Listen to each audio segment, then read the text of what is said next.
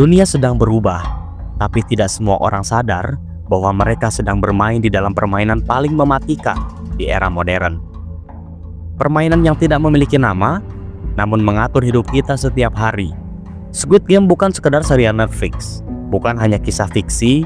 Ini adalah refleksi brutal dari kenyataan kita tentang utang, ketimpangan, dan kekuasaan yang memperlakukan manusia sebagai pion. Dan di musim ketiga, semua topeng mulai terbuka, VIP terkuak, globalisasi permainan dimulai.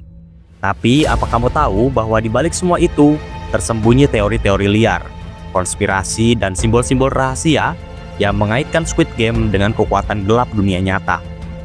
Mungkin kamu pikir kamu aman, hanya penonton.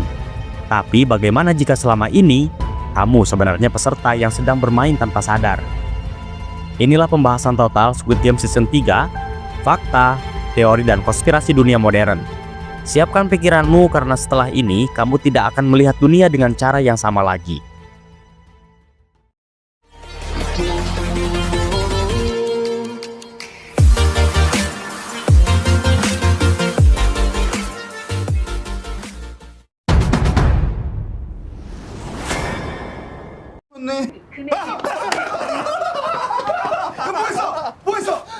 Squid Game Season 3 dirilis secara global pada 27 Juni 2025.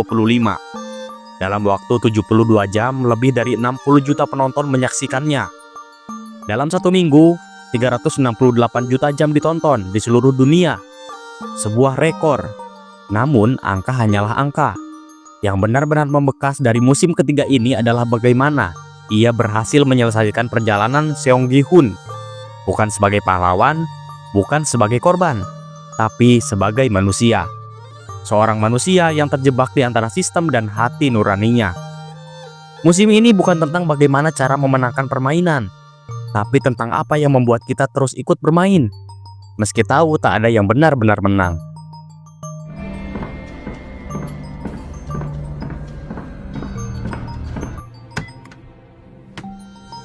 Tahukah kamu bahwa Season 3 difilmkan bersamaan dengan Season 2?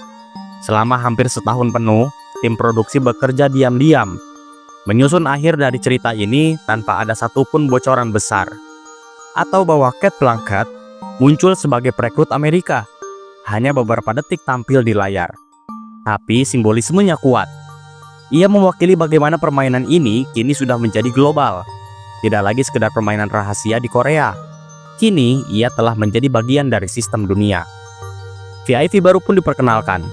Kali ini bukan hanya dari Korea atau Asia, tapi dari Amerika, Eropa, Timur Tengah. Mereka memakai topeng emas berbentuk hewan, singa, harimau, elang, simbol kekuasaan dan dominasi. Dan tahukah apa yang paling ironis? Mereka bukan karakter fiksi belaka.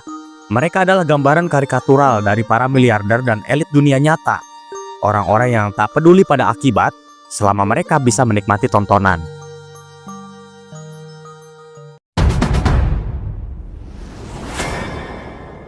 Beberapa penggemar mengajukan teori bahwa Squid Game sebenarnya adalah bagian dari eksperimen sosial global.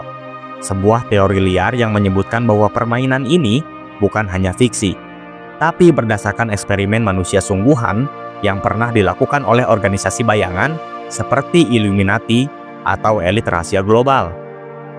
Menurut teori ini, para VIP bukan hanya representasi, tapi peserta nyata dari sistem kontrol dunia. Mereka mewakili kelompok yang memperlakukan rakyat jelata sebagai bidak catur.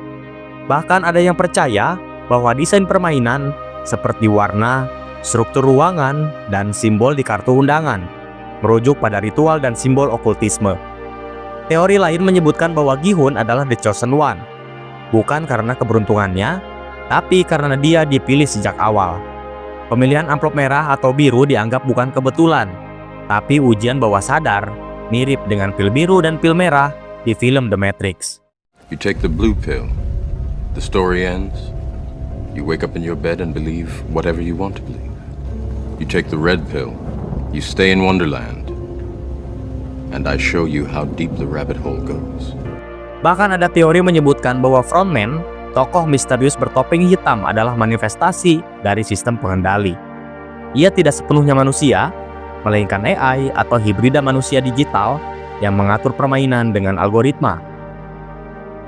Tentu semua ini teori, tapi dalam dunia di mana realita dan fiksi semakin kabur, teori seperti ini tidak hanya menjadi hiburan, tapi refleksi.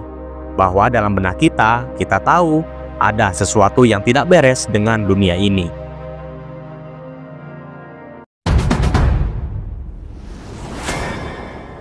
Apa yang dikritik oleh Squid Game? Ini bukan sekedar tentang utang atau permainan anak-anak yang mematikan. Ini adalah sindiran terhadap struktur masyarakat kita sendiri. Kapitalisme ekstrim, demokrasi semu, polarisasi politik, ketidaksetaraan ekonomi, dan di atas segalanya manusia yang dipaksa kehilangan kemanusiaannya demi bertahan hidup.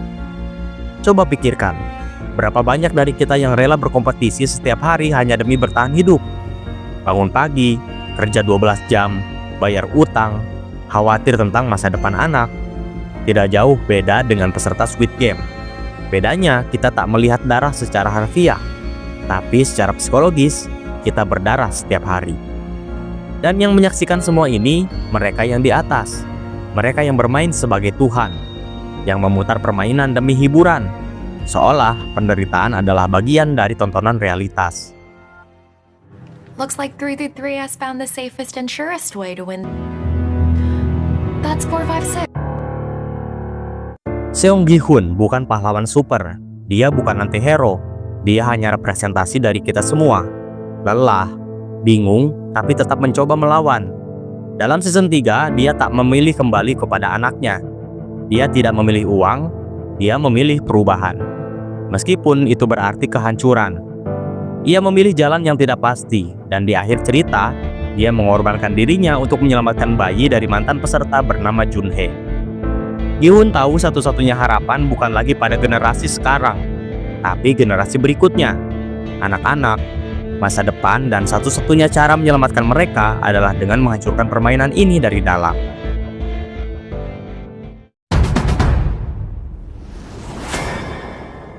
Season 3 memperkenalkan konsep global Squid Game.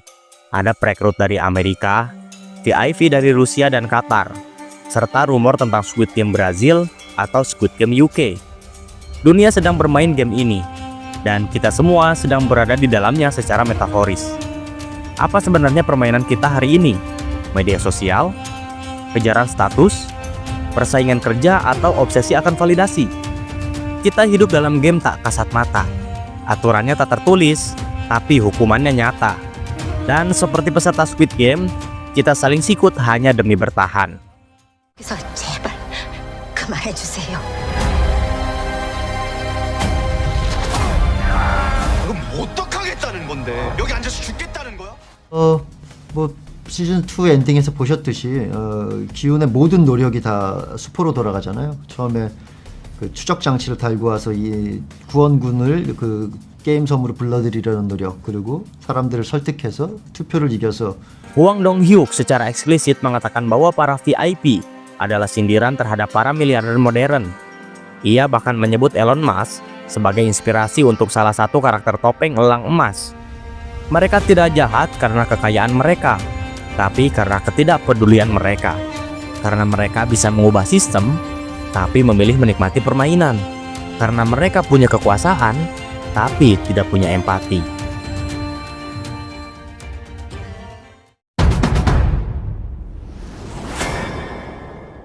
Kita menonton Squid Game sambil minum kopi, tertawa, menebak siapa yang akan mati. Tapi di luar layar, permainan ini nyata. Mereka yang kalah tidak selalu mati, tapi kehilangan harapan, keluarga, waktu, bahkan hidup mereka. Dan mereka yang menang jarang terlihat, karena mungkin mereka berada jauh di atas sana mengenakan topeng emas. Pertanyaannya sekarang, jika kamu diundang ke Squid Game, apakah kamu akan ikut? Tapi lebih penting lagi, tanpa disadari, apakah kamu sudah ada di dalamnya?